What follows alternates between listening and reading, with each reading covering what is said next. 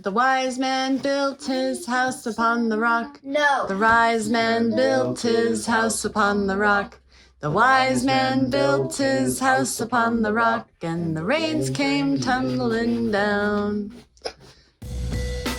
Welcome to Bedtime Bible Stories. Today we're reading Matthew chapter 7. Daddy, what are we reading tonight? We are reading Matthew chapter 7. It's the third chapter of the Sermon on the Mount. Where's Ethan? He's not with us tonight. So, all right, chapter 7.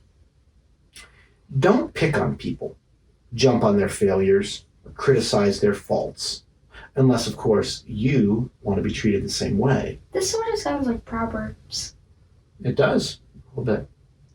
It's a lot of wisdom here Jesus is giving us. It's just a lot more with Proverbs. Well, yes. Proverbs is like, it's just more. That's true. Jesus says, that critical spirit of criticizing other people, that has a way of boomeranging. In other words, coming back on you. It's easy to see a smudge on your neighbor's face and be oblivious to the ugly sneer on your own.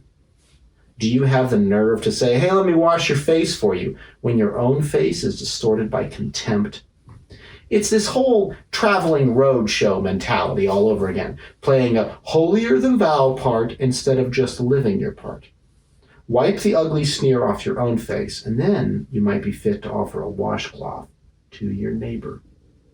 Do you understand what he's talking about there? Yeah, he means don't go pointing out the bad things in other people. Don't be a hypercritical person. One of my vocabulary words. I just did a test on it. Oh, very good. Well done. Don't be a hypercritical person. First, make sure that you don't have the same thing they do. Like, if you have a problem with stealing and you notice that they steal, maybe stop stealing and then tell them to stop stealing. That's true. Something like that. Also, you can see something that somebody's doing wrong, and it may seem like a big deal to you. But it's funny how the things that you're doing wrong always seem kind of like not a big deal to you. But in point of fact, what you're doing might actually be worse than what they're doing. And either way, the best way to invite somebody into a life change is by living your part, like you said, rather than walking around trying to preach to everybody. Does that make sense? Yes. Or acting like you're better than them. Yes. It's like, hey, you got a little something in your face. And he has a lot of things on his face. Yeah. He does. He's a little messy, yeah. Naturally, but he has like a big dirt stain on his face. Mm-hmm. And Darren, my other bear, has a little smudge. And he's like, you have a smudge on your face. And Darren's like, but you have a giant stain. He's like, poof. Poof.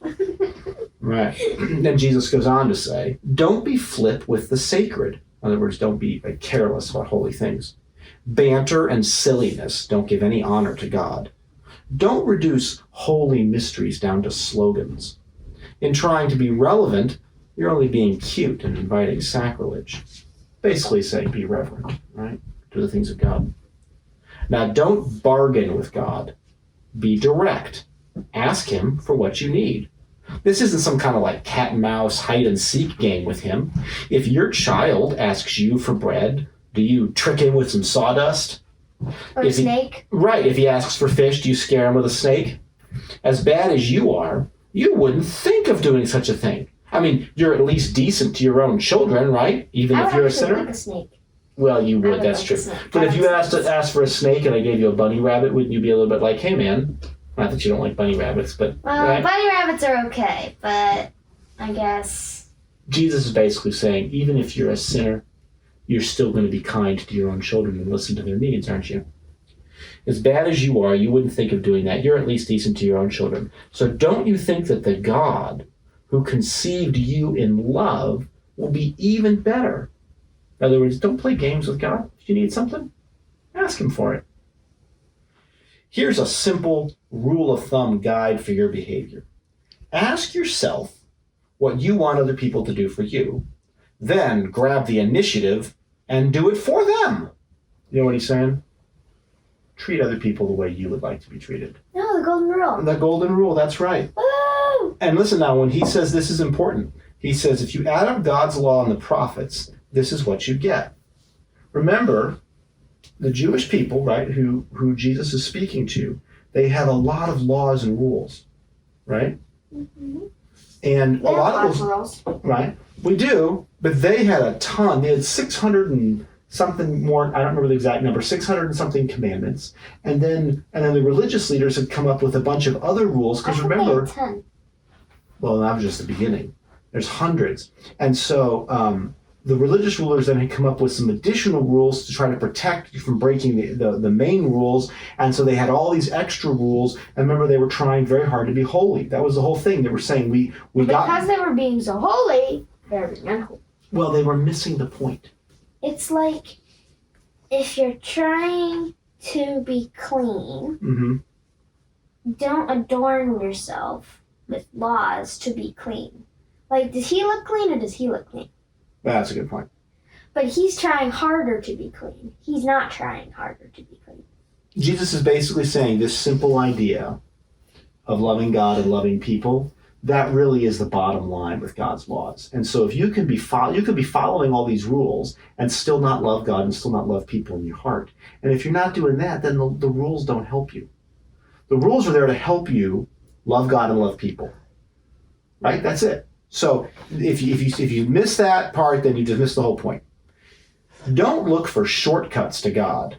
The market is flooded with surefire, easygoing formulas for a successful life that can be practiced in just your spare time. Don't fall for any of that stuff, even though crowds of people do. The way to life and to God is vigorous, and it requires total attention. Hi, Ethan. Welcome. Hi. Be wary of false teachers who smile a lot, dripping with practiced sincerity. Chances are that they're out to rip you off some way or another. Don't be impressed with charisma. Look for character. Who preachers are is the main thing, not what they say. A genuine leader will never exploit your emotions or your wallet. These diseased trees with their bad apples are going to be chopped down and burned. All right, here's my question. When he says, don't be impressed with charisma, look for character. Do you know what that means?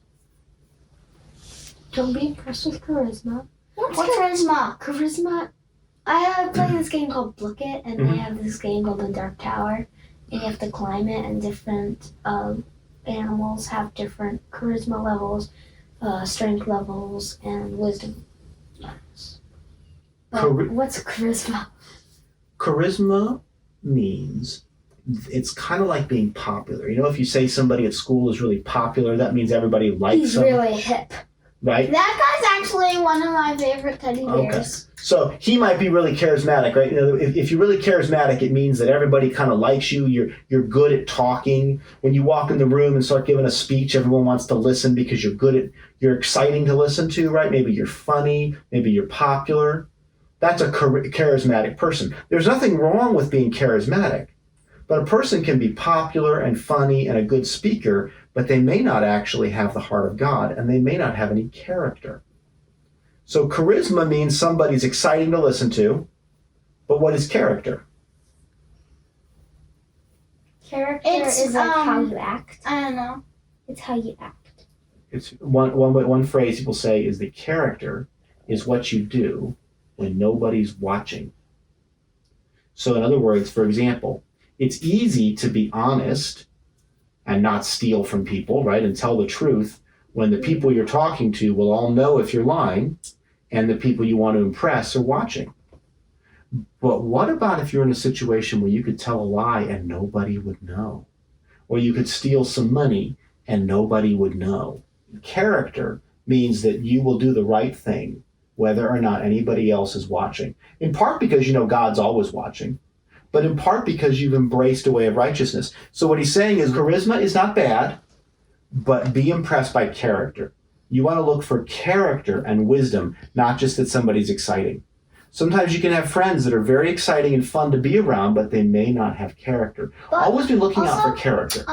If they have character and wisdom and a lot of things good, Mhm. then and they also have charisma, it's still okay, right? That's wonderful. So what? Mhm. So as long as they have character, it's okay to have charisma. Here's the thing. There's nothing wrong with charisma, but it is easy sometimes to mistake charisma for character.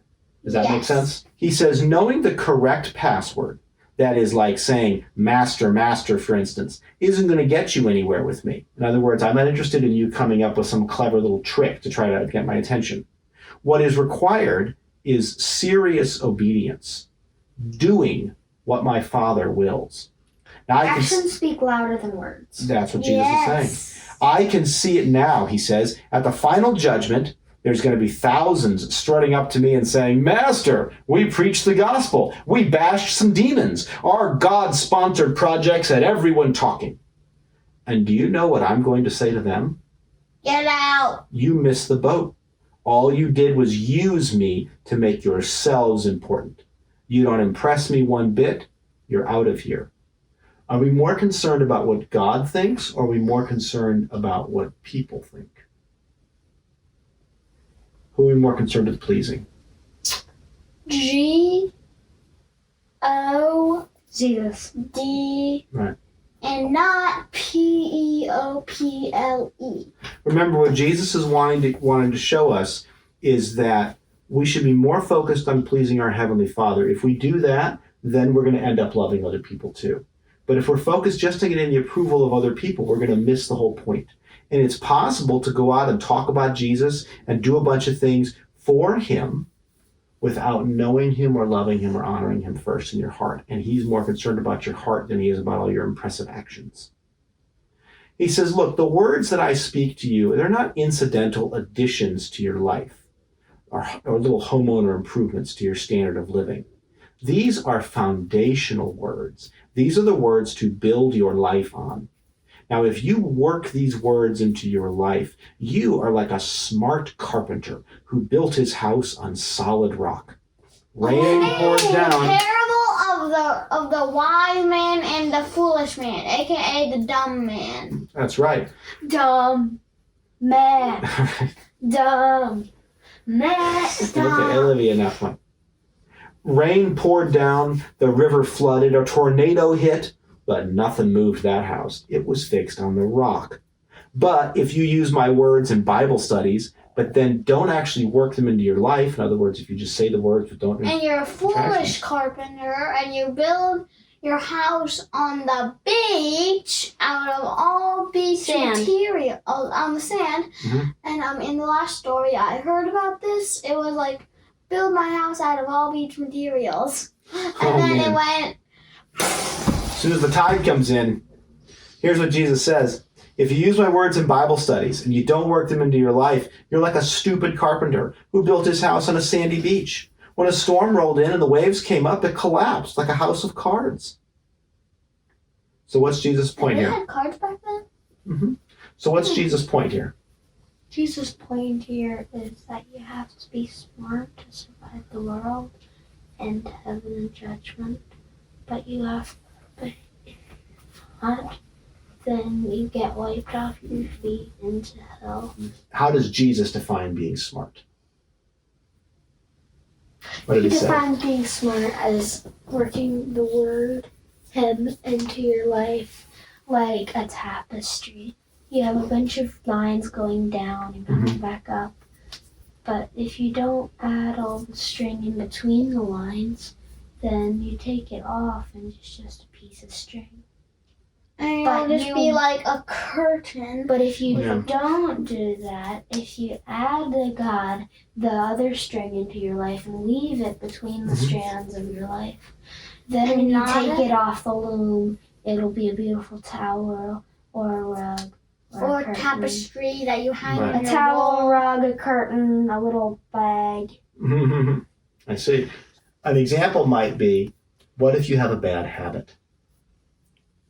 And you have to, every time you get into that bad habit, you have to say, okay, Lord, I'm sorry for the bad habit. Jesus, I want to invite you into my habit, and I want to find out what you say I should be doing. And you confess that over yourself. And over time, your habit will change. And you might need to ask for help.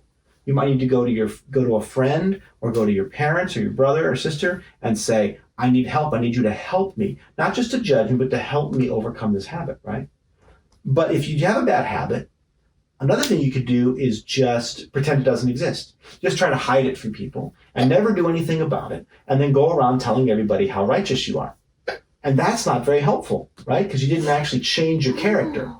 When Jesus concluded his address, the crowd burst into applause. They had never heard teaching like this. It was apparent that he was living everything he was saying. Quite a contrast to their religion teachers who knew how to talk and were living it. This was, in fact, the best teaching they had ever heard. And that is the end of the Sermon on the Mount. Bravo. Thanks for watching Bedtime Bible Stories.